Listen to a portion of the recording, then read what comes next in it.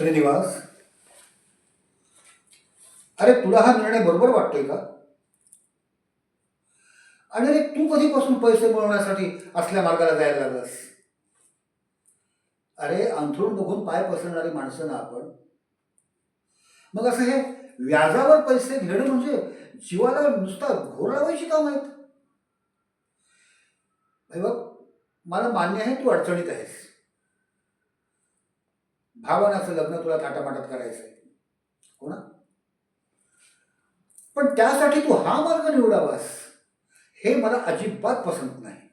अरे मग मी काय करू? आता मी हे असं बोललेलं तुला आवडणार नाही,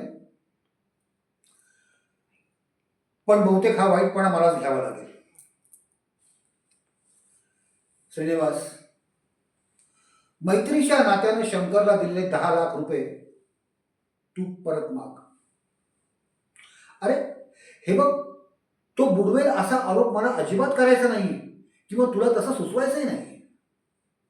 पण अरे पैसे देताना तू हात आखडता घेत नाहीस ना, मग ते परत मागताना तुला ते मोकळेपणाने मागायला हवे. अरे हे आजकाल जग असंच व्यवहारी आहे.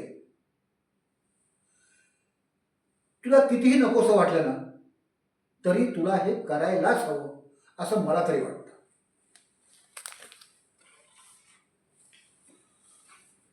हॅलो? काय? श्रीनिवास, अरे, अरे आपला मित्र शंकर गेला रे.